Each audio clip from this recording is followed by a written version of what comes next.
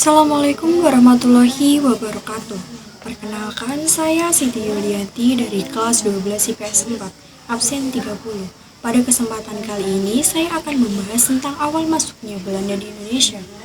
Sebelum datang ke Indonesia, para pedagang Belanda membeli rempah-rempah di Lisabon, atau bisa disebut dengan ibu kota Portugis. Pada waktu itu, Belanda masih berada di bawah penjajahan Spanyol.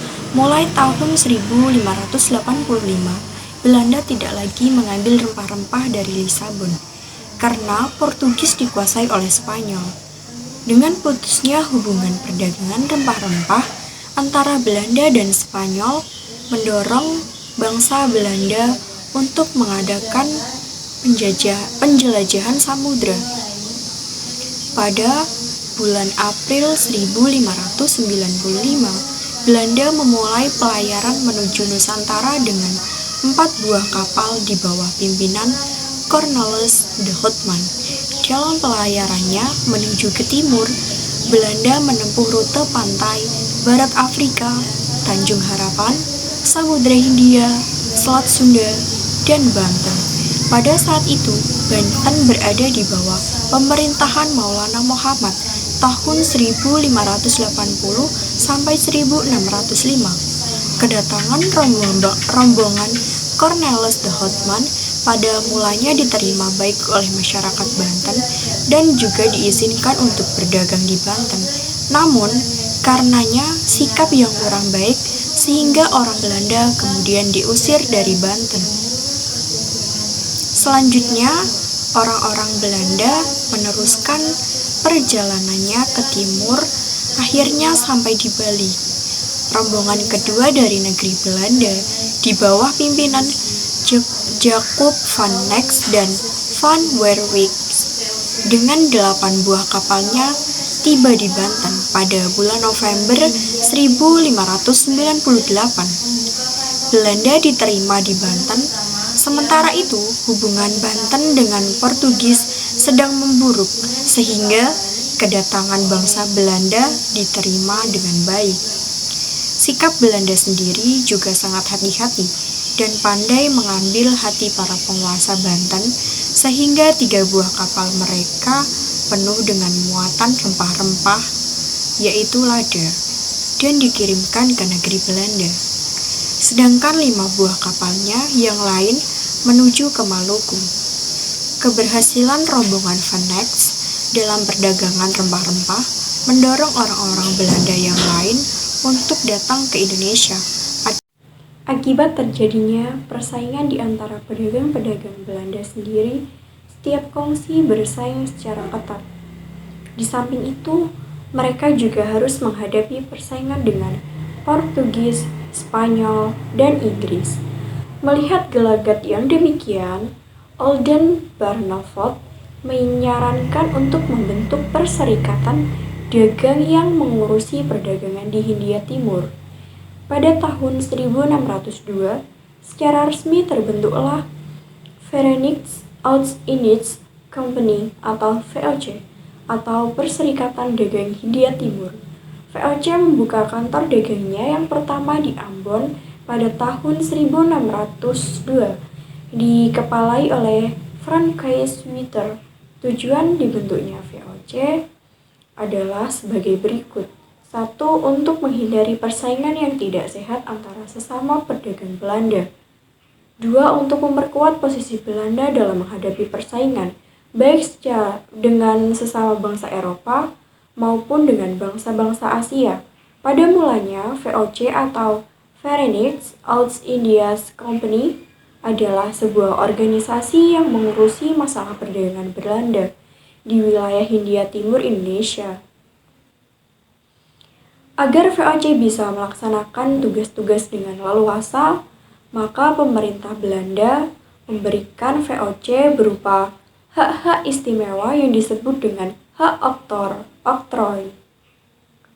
Hak oktrooi diberikan Parlemen Belanda saat mendirikan VOC pada Maret 1602.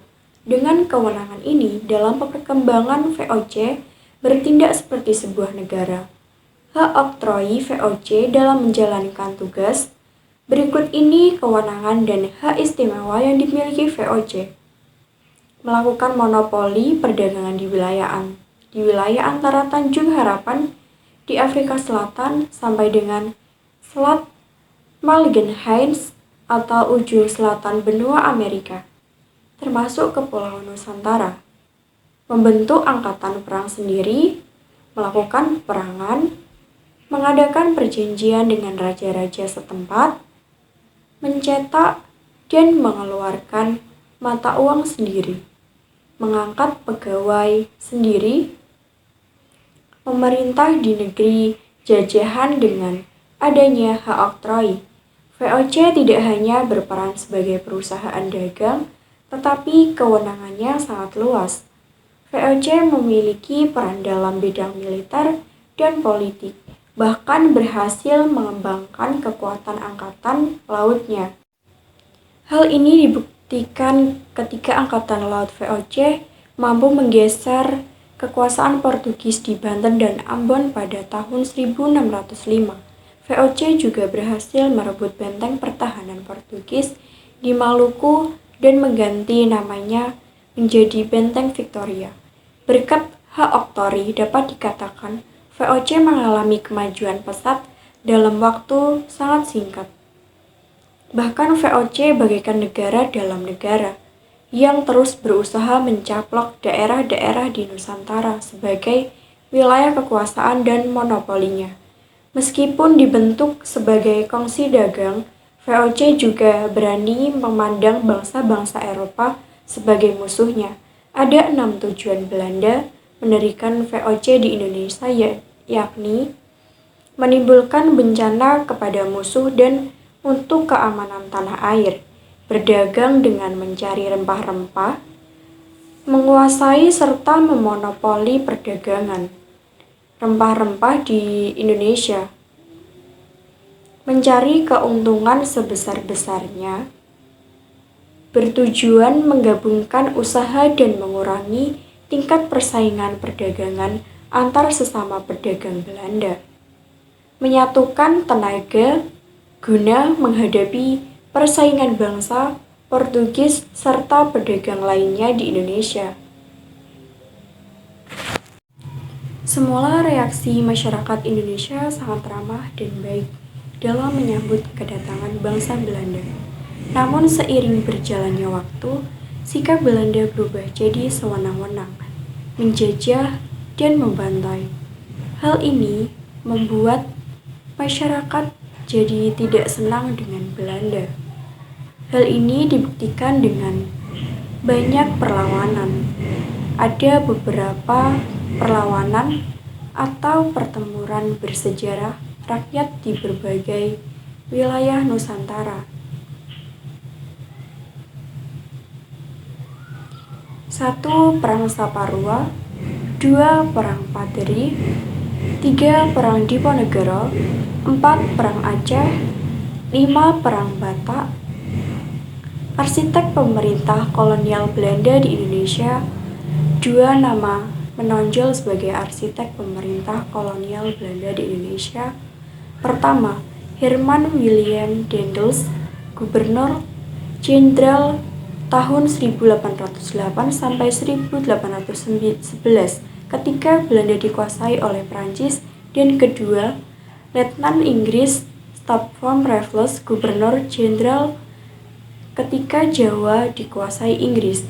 Daendels mengorganisasikan pemerintah kolonial pusat dan daerah dengan membagi Pulau Jawa dalam distrik yang juga dikenal sebagai residensi, yang dipimpin oleh seorang pegawai negeri sipil Eropa yang disebutkan residen, yang secara langsung merupakan bawahan dari dan harus melaporkan kepada Gubernur Jenderal di Batavia. Para residen ini bertanggung jawab atas berbagai hal di residensi mereka, termasuk masalah hukum dan organisasi pertanian. Raffles melanjutkan reorganisasi pendahuluannya. Daendels dengan mereformasi pengadilan, polisi, dan sistem administrasi di Jawa. Dia memperkenalkan pajak tanah di Jawa yang berarti bahwa petani Jawa harus membayar pajak, kira-kira nilai 2/5 dari panen tahunan mereka, kepada pihak berwenang.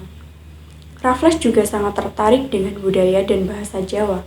Pada tahun 1817, ia menerbitkan buku The History of Java, salah satunya karya akademis pertama yang ditopikkan Pulau Jawa.